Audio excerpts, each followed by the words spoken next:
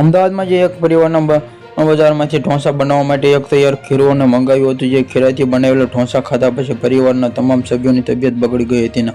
આ ઘટના 3 મહિનાની એક બાળકી અને 4 વર્ષની બીજી બાળકીનું પણ કરુણ અવસાન થયું છે, જ્યારે માતા પિતા હાલ હોસ્પિટલમાં સારવાર લેવા હેઠળ તેમજ સ્થિતિ ગંભીર ગણાઈ રહી હતી. હવે મામલે એક મોટો ખુલાસો થયો છે. આવો જાણીએ કે વિમલ પ્રજાપતિ એક એપ્રિલે ડેરીમાંથી 2 કિલો ખીરું ખરીદ્યું હતું. રાત્રે ખીરું ખાધા બાદ તબિયત લથડી અને સવાર સુધી સ્થિતિ વધુ ગંભીર પડી જતા તેમને હોસ્પિટલમાં દાખલ થયું પડ્યું અને વિમલ પ્રજાપતિ પત્નીને ફરી ઢોસા બનાવ્યા હતા. આ ઢોસાથી અને તેમની માટે દીકરી આરોગ્ય જેમાં જે ઢોસા પર મીઠું લગાવ્યું. આરોગ્ય ઢોસા ખાધા બાદ વિમલ પત્ની પહેલા બીમાર પડી. વિમલ પત્નીનું ખીરું પરત કરવામાં ઘનશ્યામ ડેરી પહોંચે. 2 કિલો ખીરુંમાં 1800 ગ્રામ ખીરું પરત આપે છે. ખીરાની તબિયત બગડી હોવાના કારણે દલીલ પર કરે છે કે પૂછપરછ દરમિયાન વિમલ પત્નીનો જેમ દાવો અગાઉ 1 કિલો ખીરુંના ફ્રીજમાં રહેવાનો દાવો છે. 4 એપ્રિલ દિવસમાં 3 માસની નાની દીકરીનું મૃત્યુ થયું હતું, જે માતાનું દૂધ પીધું હોવાનું માટે પેટી હોવાનો દાવો કરવામાં આવ્યો છે. 5 એપ્રિલ દિવસમાં ઢોસા ખાધા બાદ